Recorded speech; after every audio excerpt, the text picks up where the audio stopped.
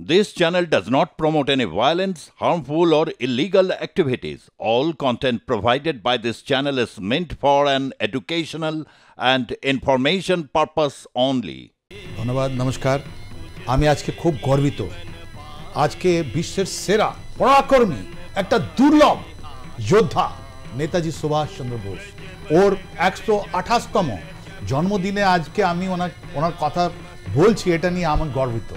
আমিও গর্বিত নয় পুরো ভারতবর্ষ গর্বিত এটা জন্য আপনি ওকে কি করে দেখছেন ওনাকে নেতাজিকে ওদের তিনটা ডাইমেনশন আছে ওনার লাইফে আপনি ওই যে অ্যাকাডেমিশিয়ান দেখতে চাইছেন একটা পলিটিক্যাল লিডার হিসাবে দেখতে চাইছেন বা একটা মিলিটারি কমান্ডার হিসাবে দেখতে চাইছেন as a military commander one of the greatest strategists one of the biggest সেনানায়ক the commander in chief of the defeated army ওদেরকে কি করে মনোবল দিয়ে আপনি তো নিজে বললেন 66,000 ওর মধ্যে 23,000 Indians they lost their life not a single word they said কি আমি দেশের জন্য মরেছি ওদের জন্য অনেক দিন পরে আমাদের দেশ বলেছে এই দেশ আজকে জন্মদিনটা 23 জানুয়ারিটা আমরা পরাক্রম দিবস মানাবো ওনার একটা স্ট্যাচু আমরা আমাদের দেশের যে আমাদের এই আছে সরকার আছে ওটা আজকে ইন্ডিয়া গেটে লাগানো হয়েছে জানেন আর ওটা সম্মান দেওয়ার জন্য পশ্চিমবঙ্গ থেকে কেউ যায়নি এইটা আমাদের দুর্ভাগ্য যে কেউ বলছে জননায়ক কেউ বলছে কিছু আরো কিন্তু আমাদের জন্য উনি একটা যোদ্ধা উনি একটা বিরল যোদ্ধা উনি একটা মহানায়ক উনি আমার কাছে শব্দ নেই ওনার কাছে let's see first as a student brilliant আপনি ওনার বাড়িতে যান আজকে ওড়িশায় আপনি দেখতে পারবেন স্কুল সার্টিফিকেট গুলো আপনাদের বাচ্চাকে দেখান কি করে উনি স্টাডি করতেন কি করে উনি নম্বর পেতেন প্রেসিডেন্সি কলেজে ঝগড়াটা শোনান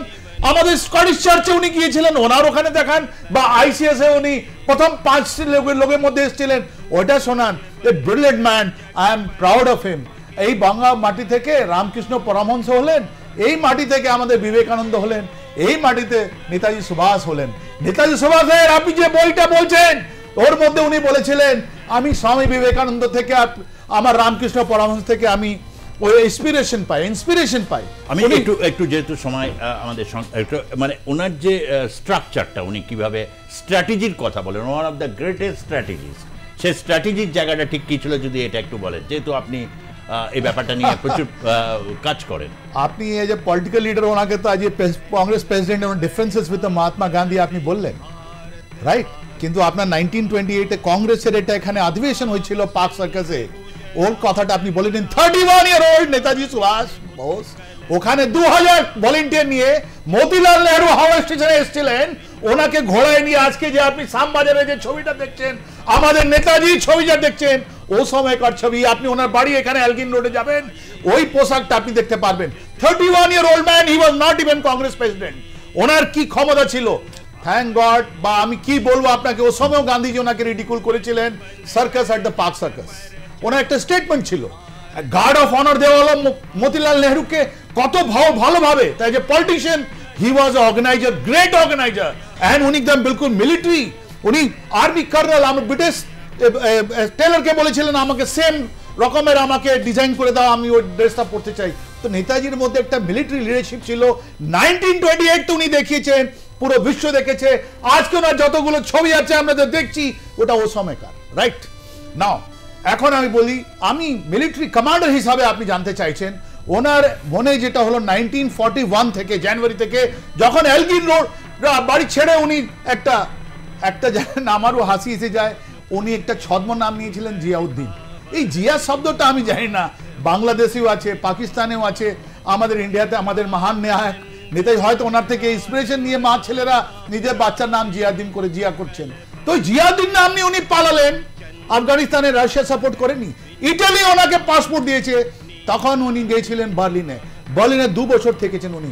1941 to 1943 তিনটে উদ্দেশ্য নিয়ে গিয়েছিলেন উনি গিয়েছিলেন বলেছিলেন আপনি বলছেন তো মিলিটারি স্ট্র্যাটেজিস্ট উনি not only military strategist but he was greater than that he was A greater Statesman of the world উনি প্রথমটা কি বললেন আমার গভর্নমেন্ট ইন এক্সাইল আমাকে একটা রিকগনিশন চায় নাম্বার 2 উনি বলেন আমাদের একটা ভয়েস চাই যে আমাদের কথাগুলো আমাদের ভারতবাসী শুনতে পারবে আর তৃতীয় আমি একটা ইন্ডিপেন্ডেন্ট আমি আর্মি গড়ে তুলব এই যে হিটলার আছেন উনি নিজে একটা বই মিন কাম্ফে উনি বাই স্টোরি একটা বই লিখেছিলেন ওর মধ্যে আমাদের ইন্ডিয়ার সম্বন্ধে উনি কিছু ভালো বলেননি, রাইট? তো উনি নেতাজিকে বেশি কিছু বলেননি। নেতাজি বলছিলেন তুমি গভর্নমেন্ট এক্সাইল মেনে দাও, ওখানে একটা বেশি কিছু করতে পারলেন না আমরা, আমাদেরকে একটা ঘর দেওয়া হয়েছিল, ওটা বলা হয়েছিল ফ্রি ইন্ডিয়া, দ্যাটস অল। তো 2 বছর উনি ছিলেন, একটা প্রথম যেটা ওনার ছিল যে আমি একটা গভর্নমেন্ট এক্সাইল বানাবো, ওর মধ্যে ওনাকে রেকগনিশন জার্মানি দেয়নি, উনি ফ্রি ইন্ডিয়া বানিয়েছিলেন। দ্বিতীয় 1942-তে জার্মানি যেটা নাজি যারা হিটলার, উনি বিশ্বাস করতেন শুধু প্রপাগান্ডা ওনাকে দেওয়া হয়েছিল আজাদ হিন্দ ফৌজ রেডিও। শুনবেন ওনার প্রথম স্পিচটা, নিশ্চয় আমাদের বাচ্চাগুলোকে শোনান, কত সুন্দরভাবে আর্টিকুলেট করেছিলেন, কত সুন্দরভাবে ওনার যেটা ছবি ছিল ভারত কি করে হবে, কি করে গড়ে তুলবে, ওটা উনি বলেছিলেন 1942-তে ফেব্রুয়ারি মাসে। আর উনি বলেছিলেন আমি একটা ইন্ডিপেন্ডেন্ট আর্মি বানাবো, যেটা জার্মানি আগেন এটা দেয়নি, পারমিশন দেয়নি। উনি ওখানে ইন্ডিয়ান লিজিয়ন বানিয়েছিলেন। What is Indian legion? Legion is actually a French word. French word মানে হলো একটা ইরেগুলার আর্মি। ওই ইরেগুলার আর্মি, উনি যতগুলো প্রিজনার্স অফ ওয়ার ছিল যেটা আফ্রিকায় ক্যাপচার হয়েছিল, 10,000 লোক ওদের ইন্টারভিউ করে ওর মধ্যে 5,000 লোকের সঙ্গে একটা ইন্ডিয়ান লিজিয়ন বানিয়েছিলেন, রাইট? কিন্তু ওনাকে ওই ইন্ডিয়ান ইন্ডিপেন্ডেন্ট আর্মি, উনি জার্মানিকে চাইছিলেন কি ইন্ডিয়ার উপরে জার্মানি অ্যাটাক করো, ব্রিটিশের সাম্রাজ্যবাদ খতম করো, ওটা হতে পারে। তখন ফেব্রুয়ারি 1943-তে উনি একটা সাবমারিন জার্নি করলেন 900 kilometre, the first Indian to travel in under water for 3 months। 3 months উনি ওখান থেকে জার্মানি হয়ে আপনার ম্যাডাগাস্কারে 600 কিলোমিটার দূর একটা U-180 একটা জার্মানি সাবমারিন থেকে আবার এখান থেকে জাপানের একটা সাবমারিনে উনি এক্সচেঞ্জ হলেন। অদ্ভুত। দ্বিতীয় বিশ্বযুদ্ধে 2 জন সিভিলিয়ান, ওদেরকে এরকম করা সম্ভব হয়নি, এটা অদ্ভুত। এটা মানে আমরা দেখে আমরা আজকে আমরা যারা ডিফেন্স ফোর্সে আছি, নেতাজি কি করে করলেন, 3 মাস কি করে করলেন, ওর মধ্যে কাটালেন কেন? যে দিনের বেলা তো ওটা সাবমেরিন জলের ভেতরে থাকতো, উনি দিনের টাইমে এটা রাত্রির টাইমে একটু একটু করে আসতো। He was having a difficult time, great leader.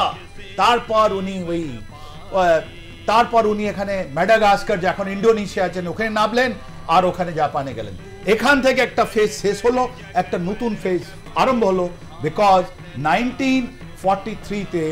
জাপানিজরা শুনেছিল কি জার্মানিতে একজন লিডার আছেন যিনি একটা নতুন আর্মি বানাচ্ছেন, যার কাছে ক্যাপাবিলিটি আছে, লেটস কল হিম। এন্ড দেখেন Tojo was the prime minister. যখন উনি তোজোর সঙ্গে গেলেন, একটাই কথা বললেন, will you accept my government in exile? Only one word, he said yes, I am going to accept your proposal. এটা প্রথম গভর্নমেন্ট ইন এক্সাইল যিনি রেকগনিশন পেয়েছেন আমার নেতাজি সুভাষচন্দ্র বোস, ওটা ছিল জাপানিজ। এন্ড তারপর থেকে আইনে আরম্ভ, এটা আলাদা কথা।